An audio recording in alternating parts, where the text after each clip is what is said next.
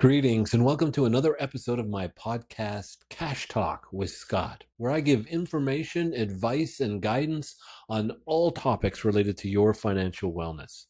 Money problems are the number one cause of stress, which is the number one cause of lost productivity at work, marital problems, family problems, the decline of the Western civilization. Well, maybe not that bad, but I'm sure you've experienced stress over a money related issue at one time or two in your past. I'm here to help.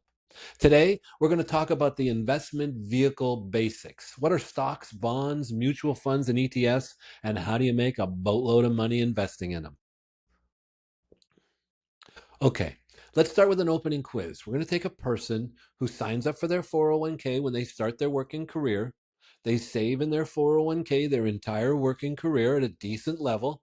The company offers match and they get it. There's the tax savings that they get in 401k. So they get to retirement and we're looking at their account balance. So, what percent of their account balance is attributable to the money they put in, their tax savings, and the match? And what percent is attributable to investment gain? Let's think about it for a second. Drum roll, please. It's 25-75. 25% from what they put in, the match, the tax savings, and 75% from investment gain. That's phenomenal. It's actually very, very good news because it means you don't have to come up with all your retirement money yourself. The market will step in and save the day. As we dive in, there's two terms I want to discuss and distinguish, often used interchangeably: saving and investing. Kind of like grocery shopping and cooking, all part of the same process, but two separate skill sets. Saving is the act of taking money and putting it aside, maybe in a savings account or a mason jar on top of your dresser, somewhere where the money won't drop in value and it's easily accessible. So it'll always be there to address your short term needs and emergencies. Investing is the act of taking your savings and putting them to work, where your savings will earn investment gain. And then your savings and your gain will earn gain on top of that. So your investment gain earns investment gain. You know, the snowball effect. When your goals are short term, stability, protection, and liquidity are most important. You always want to make sure that money's there. You can always get at it and it never drops in value. That's why the mason jar is actually a pretty good idea. In the old days, before electronic banking and easy credit, the mason jar on top of the dresser was a fantastic savings tool. You could always see it, always reminded to add money to it, and it was there handy whenever you needed it. But when your goals are more long term, you need to invest. All right, let's take a look at a slide. This slide shows the growth of $10,000 since 1980 to today in the three basic types of investments. The first is cash or money markets. The second are US bonds. And third are US stocks. You can see from the graph that over the time frame, the money, the $10,000 invested in cash grows to $120,000. The $10,000 invested in US bonds grows to $130,000, and the $10,000 invested in US stocks grows to $650,000. So the first most notable thing you see from this graph is how much the return is from the growth in US stocks. Quite phenomenal, actually. The second most notable thing to note from this graph is the path each took to get to its final result. The cash savings account line is very flat and smooth. Not a lot of difference between high and low there. Bonds, you earn a little bit more money, but you take a little bit more of an aggressive route, a little bit more of a roller coaster ride. And then the stocks, it's off the charts, highs, lows, the delta, the difference between high and low is quite significant. That's risk or volatility. It's mathematically the measurement between the high and low performance in an investment option. So we can see over a long period of time, stocks make the most money, but there's the most amount of risk associated with stocks. So that risk or that volatility is actually the price an investor pays to invest in stocks to get the opportunity for that high rate of return. One very important concept: when investing, it's not gambling. In investing, we use the term risk. And again, that is a mathematical statistic that measures the difference between the high and low performance of an investment option. Sometimes people get risk mixed up with gambling risk. In gambling, you put up your chips, you spin a wheel, you roll the dice, you flip a card. Most of the time, you lose your chips. Sometimes you win, they give you more chips, but most of the time, they take your chips away from you. When investing, the value of your investments will go up and down constantly, but you will seldom lose all your value in that investment. It's not impossible, but it's very rare that you would lose your entire investment. When you invest in a stock, bond, mutual fund, or ETF, you're buying something, something that you own. It's much more complex than a poker chip or a deck of cards or a roulette wheel. The first investment basic I want to cover are bonds. Bonds are the investment vehicle used in savings accounts, money markets, and it's also that second line US bonds I showed in the graph. What is a bond? A bond is a loan. You're not buying anything when you buy a bond, actually. You're loaning your money out. The government borrows money, obviously, and corporations borrow money. The government borrows money to fund their operations and spread money all over the planet, apparently. Corporations borrow money from the public rather than the bank, or diluting their ownership by selling stock. There are many types of bonds. Again, governments, the federal government, state, municipalities, all issue bonds. Corporations issue bonds. There are bonds that back mortgages. There are all types of bonds. The key important components of a bond. They typically bonds sell for $1,000. That's the purchase price. All bonds have a coupon or interest rate. That's the part you want to be most keyed in on. That's the interest that you're being paid on your $1,000 loan. The bond will also have a repayment schedule, how often they'll pay you back your money over time, and it'll have the maturity date of the loan when you'll finally be paid back all your money. The investment gain from a bond comes from the interest you get paid on your loan and the changing value of the bond. So let's start with the interest rate that bonds pay. The interest rate that bonds pay is really tied to the security of the issuer. So the federal government of the United States issues bonds or borrows money, and they back their bonds with what's known as the full faith and credit of the US government. That means they can back their bonds with the enormous ability to tax US citizens to get the money. So the US government is really not going to fail on their debt obligations, even though nowadays it's over 39 trillion, way beyond what it should be, way beyond comprehension. Still, the federal government is able to stand behind their bonds with the full faith and credit of the US government. States and municipalities can't print money, but they can raise revenue to pay off their bonds. So governments offer lower interest rates because of the security that they bring to the table. Corporations, which borrow money, pay a higher rate of interest because, while they can stand behind the bond, they cannot offer that kind of security that the US government or states or municipalities can.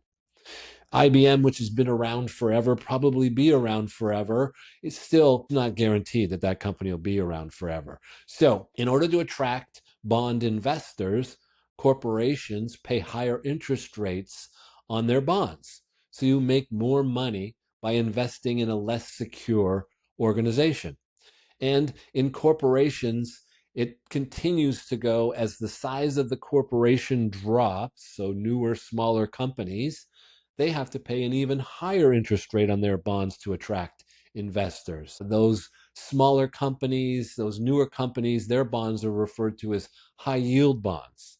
Used to be called junk bonds before. About 20 years ago, Orange County almost went bankrupt investing in junk bonds. Now they're called high yield bonds.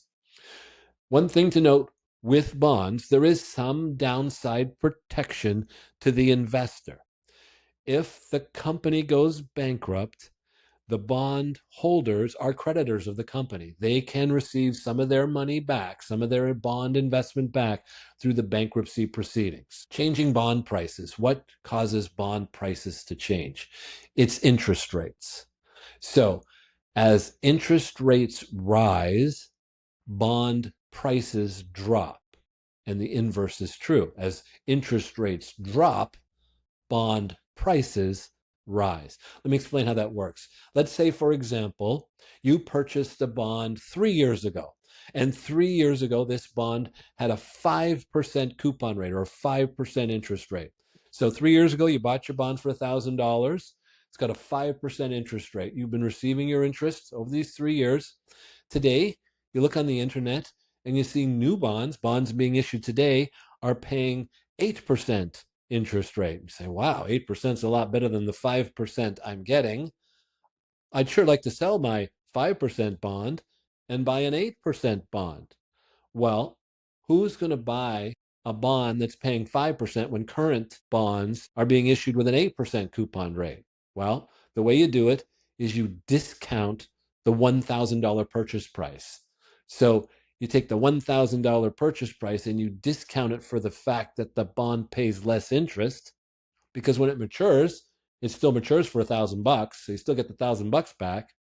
So you discount the price of the bond to account for the fact that it pays a lower interest rate. And that's why when interest rates rise, bond prices drop. Okay, let's talk about stocks, the $650,000 line. When you buy stock, you're buying a piece of a company. It's something that you own. Company goes up in value, the value of your stock goes up. Goes down in value, the value of your stock goes down. Now, a little aside here. I've been doing this a long time, and there are certain quarters in this country that love to refer to corporations as some kind of evil creature that plunders the earth, destroying the environment and abusing workers everywhere. Like a dragon from the Game of Thrones. My goodness, couldn't be further from the truth. A corporation's simply a legal structure that owners set up so that if the company gets sued, they can lose the company, but they won't lose their home and their car and the ability to take care of their families. It's also a structure by which taxes are paid to the federal, state, and city governments. It's not an evil creature at all. Think of where you work, for example. It's a bunch of employees, just like you and your coworkers, who show up every day to make the company successful so they can get raises and promotions and bonuses, all that good stuff. It's just people working hard at a company that's trying to achieve success there. Let's take Microsoft, for example. Microsoft has over 250,000 employees. So when you buy one share of stock of Microsoft, you're actually buying a piece of 250,000 people working hard every single day trying to make Microsoft successful. Which brings up a point. I'm asked all the time about things like gold and crypto and silver. I would much rather invest my money in 250,000 people busting their humps every day to try to make that company successful, as opposed to gold, which just lies there on the counter, goes up and down in value because of demand, and crypto, who knows really what drives crypto. And now that it's lost half its value, nobody cares. Stocks have more risk than bonds for sure, because you're buying something. And even the largest of companies can go out of business. Remember Blockbuster? A lot of you might be too young to remember Blockbuster, but there was a time where everybody went to Blockbuster at least once a week. Borders, Sears, we bought stuff from Kodak, BlackBerry, went to Radio Shack. Anybody remember Enron? Even the largest of companies are not safe from going bankrupt. It can happen. But there's also tremendous upside. For example, Microsoft sold its first share of stock in 1986. It cost $21 a share. Today, that one share, counting for splits, is worth over $121,000. That's amazing growth since 1986. The value of stocks come from the financial performance of the company and market conditions. There's a ton of data that goes into analyzing and determining those two things. The main key driver for stock's value is the profit of the company, known in the investment world as earnings. Earnings drive the value of the stock performance and its overall profit. And that holds true for the market in general.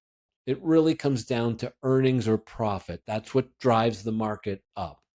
You watch the internet or the cable, they'll talk about things all day long, which really have very little effect on the market. It all comes down to profits and earnings. Now, there are a lot of types of stocks. There's foreign stocks. Those are companies that are based abroad. There's domestic stocks, companies based here in the US. Global stocks are companies that are based all over the planet. The size of the company is a huge distinguisher. And the size of the company is basically the value of all of its stock. There are large companies, medium, and small. Most publicly traded companies are large, about 80%. 15% are medium sized, 5% are smaller sized. There's also a characteristic called style that distinguishes the types of stocks. Now, keep in mind, all managers buy all stocks with the anticipation they'll go up in value. Value stocks, though, are stocks of companies who have recently dropped in value or the industry they're in has come down, and it's expected that they will restructure, recover, and rebound. That's value stocks. Those are industries like the travel industry, financial sector, those types of things are typically value stocks. Other side of the ledger are growth stocks. Those are companies, no matter their size today, they're anticipated to grow quite significantly. Microsoft, prime example of a large company, tremendous growth still expected. So you have value, you have growth, and in the middle you have what's called blend. Three different characteristics related to the type of stock, and then three characteristics related to the size of the company. Give you some examples of large companies. That's Apple, Microsoft, Amazon, Nvidia, Google, Meta. Medium-sized companies, Marriott, Palantir, FedEx, Spotify. Small companies, Dropbox, Etsy, Roblox, Yelp. All these different types of stocks can perform very differently and in opposite of one another based on market conditions. So if we were to graph them like I did with the three basic investment types, cash, bonds, and stocks, at the bottom, the smoothest line would actually be your large company stocks. The line next highest up with the next highest potential return and the greatest volatility would be medium-sized companies, and small cap stocks are the most aggressive with the greatest opportunity for the highest return. Okay, so we've looked at all these different types of investments, bonds and stocks, and the different types of bonds and different types of stocks. We've noticed that there's a very different level of risk and return associated with each of these different types of investments. So we look at the more aggressive ones, love that high potential rate of return, not so crazy about that bumpy ride. So the process of smoothing out your performance and reducing risk, which increases the potential for long-term gains, is called diversification. Mixing different types of investments, not putting all your eggs in one basket. Usually, when one area of the market goes down, it causes another area of the market to go up, and vice versa. Typically, when stocks go down in value, drop for whatever reason, bad news, a bad company report on earnings, it causes bonds to go up. People want to get out of risky stocks. Where do they put their money? In something more safe and secure like bonds. It's like whack-a-mole. It's impossible to pick the winners. It's impossible to know what's going to pop up and what's going to drop down. Nobody has a crystal ball. So the smartest process is to invest in many different types of things. That way, whatever goes up, if you have spread your money out, you'll have money in that investment that goes up. Something goes down, you won't have all your money invested in that thing that goes down. That's diversification, asset allocation. Now, how do you go about doing this? Dedicate all your spare time? Stop hanging out with your kids and friends? No. How about using professionals? There's an investment vehicle called a mutual fund. Picture a bucket in your mind, because a mutual fund is a bucket filled with stocks or bonds or both. Mutual funds are operated by companies who hire managers who have analysts who all day long look at all the stocks, bonds, or both, buy low, sell high, do all the research and analysis on what stocks and bonds will be invested in that mutual fund. These are diversified, which reduces your risk. The return in a mutual fund is the investment gain of the underlying investments minus a management fee. So understanding management fees is important. So by investing in a mutual fund, you get diversification. Now, you may need to take diversification a step further. One mutual fund may not offer you enough diversification. You may need to invest in several mutual funds in order to be prudently diversified. Asset allocation and diversification are very personal. They're generally age-based. Generally, younger people can afford to be more growth-oriented with their investments. They have time on their side. They're trying to gain growth through their accounts. Generally, people closer to retirement should be less risky with their investments, reduce their exposure to drop close to retirement. But your asset allocation or diversification is personal to you. It's based on your risk tolerance and a number of other factors. Please reach out, contact me. We can discuss your personal asset allocation model. A newer modern version of the mutual fund is called an ETF, an exchange traded fund. Mutual funds are valued at the end of every market day. Market closes, they value all the stocks and or bonds in that fund and come up with a value for the fund for that day. ETFs behave like stocks. ETFs change in value throughout the market day. ETFs tend to have lower cost than mutual funds, and ETFs will use algorithms. You've heard of algos. ETFs use algorithms to do a buying and selling of the investments in that particular fund. They operate the same as mutual funds, though, from a diversification perspective. Investing in several ETFs is good for your diversification. Now, two basic investment styles outside of the type of stock that you're investing in or the type of bond you're investing in. That is active and passive management. With active management, there is actually a human being with a team of analysts deciding which stocks to buy for the fund. They are trying to identify stocks that stand out now and into the future that will produce higher rates of return than the market. These active funds tend to have higher fees because you got to pay these managers and their analysts to do all of this work. The other type of management is passive. With passive investing, you're investing in the market itself. You invest in predetermined baskets of stocks called indexes. An index is primarily used as a benchmark. So in the world of investing, if you want to see how your investments are doing, you need to be able to compare them to something similar. For example, if your investments earn 10%, well, 10% is phenomenal. Yahoo, 10%. But somebody else made 20%. Oh my goodness, maybe 10% is not so good. So a benchmark is used to compare your investment vehicle to see how it's doing on a number of different elements: performance, risk. There's a number of different statistics we use to analyze investments, but the benchmark is something you compare to. And now the index is something you can invest in. Indexes have lower fees than actively managed funds because an index is this predetermined basket of stocks put together by an investment company that operates a software program that determines that basket of stocks.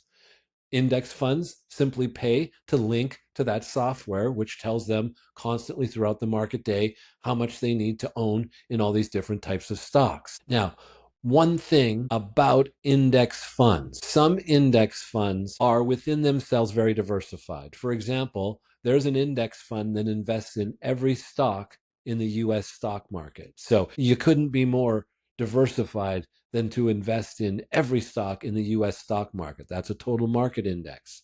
Another very, very popular index, both for investing and as a benchmark, is the S&P 500. That's the Standard & Poor's 500. So Standard & Poor's is the company that puts it together, that operates it, that offers the software program. They determine the 500 companies that will be in their index, and they typically pick 500 of the largest companies in the US. So investing in the S&P 500 fund, you are getting significant diversification because you're investing in 500 of the largest companies here in the US. That's quite a bit of diversification. And on the benchmark side, the S&P 500 is the most popular benchmark. You look anywhere at different types of investments. Most of them will compare themselves to the S&P 500 because it's so popular. And here's some inside information. About 90%-ish investments do not beat the S&P 500. So, leads to a very simple conclusion. You want to do well, be diversified, you should have the S&P 500 at least as a big portion of your investment portfolio. Some people put their entire portfolio in the S&P 500, and I can't argue with that strategy. So how do you take diversification a step further without giving up all your free time or hanging out with your kids? Well, in your 401k plan, it's the target date retirement funds. That's the total autopilot approach to investing. The managers of the target date funds do all the heavy lifting for you. They pick which funds you'll be invested in, buy low, sell high, making sure that the mix always matches the target. And the target in the target date retirement funds is your retirement date. So when that's far off, the mix is going to be very growth oriented, and it's going to stay that way until you get close to retirement. Then the managers of the mix are going to gradually, slowly reduce the risk so that when you get to retirement, you'll be in a conservative mix, just the way you ought to be as an investor getting close to your retirement age. A little bit about customizing your investment strategy, because a lot of people love target date retirement funds, as they should. They're the total package, all the heavy lifting, all the decision making, all done for you, all automatically. You don't have to lift a finger or do a thing. Everything is taken care of for you. But sometimes people want to be a little bit more aggressive. They want a greater potential for a higher rate of return. Put a little sriracha in the mix. And that's totally acceptable because your risk tolerance is the key driver in your asset allocation mix. In target date funds, they're using a mean, a middle of the road risk tolerance level. So yours may be higher. And everybody's risk tolerance is different. I mean, there's some people who go bungee jumping without a helmet. Crazy. Can you imagine? So it is totally cool that you may want to be more aggressive than the standard, because the mathematical formula that we use to figure out how much money you're going to have at retirement is very simple. It's what you put in multiplied by your investment gain equals what you get. So for a lot of us, what you put in is fixed. So I can only put in what I can afford to put in. But the investment return is something that you can adjust. So it is totally acceptable to try to ratchet up the risk in your target date portfolio. Maybe you pick a retirement fund that's further from your retirement mix than yours. Maybe you add an individual fund or two to your mix. Reach out, get a hold of me. We can chat about your specific personal situation and your asset allocation. Love to help you, love to dial it in for you. However, if just picking the target date retirement fund that matches your age works for you, that's fantastic as well. As usual, reach out with any questions, need any help, let me know. I'm here. Thanks.